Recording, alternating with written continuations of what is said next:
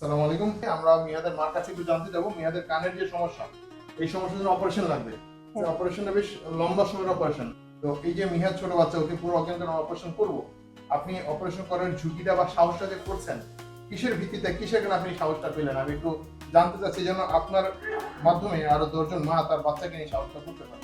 সাহস বলতে মনে করেন যে এখন ছেলে তো বাঁচাইতে হবে, একভাবে না একভাবে চিকিৎসা করে তো করতে হবে।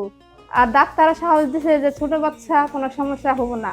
আমি বলছিলাম যে ছোট বাচ্চা এখন অপারেশন করান যাবো কিনা, আশেপাশে অনেকজনে বলছে যে যেটা করার লাগবো কইরা হালাও, সমস্যা নেই। কে সুন্দর একটি সিদ্ধান্ত নিয়েছেন। যেটা যখন করা প্রয়োজন সেটা তখনই করা দরকার। এই অপারেশন বা এই রোগের ক্ষেত্রে চিকিৎসাই হচ্ছে সার্জারি বিকল্প কোনো চিকিৎসা নেই। যদি সময় নিতে চান বা যাই আমরা, তাহলে সেক্ষেত্রে দেখা যাবে যে ওর ব্রেনের মধ্যে পুঁজ চলে গেলে তখন ওর জন্য জীবন হুমকির মধ্যে পড়ে যাবে।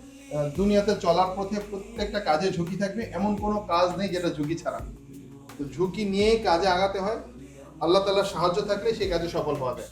যেহেতু আমাদের হাতে আর কোনো অপশন নাই, তো আমরা বিকল্প কোনো সুযোগ না থাকার কারণে আমরা অপারেশন করতে বাধ্য হচ্ছি, এবং আমরা আশা করবো ইনশাআল্লাহ এটার মাধ্যমে একটা সুস্থ সমাধান আল্লাহ আমাদেরকে দিবেন ইনশাআল্লাহ। আল্লাহ আপনার বাচ্চাকে সুস্থ করুক, দোয়া করি। আমাদের জন্য দোয়া করবেন।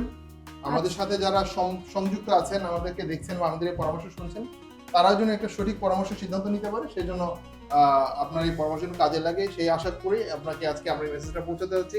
সবাই ভালো থাকবেন, সুস্থ থাকবেন, মিহাদের জন্য দোয়া করবেন। আসসালামু আলাইকুম।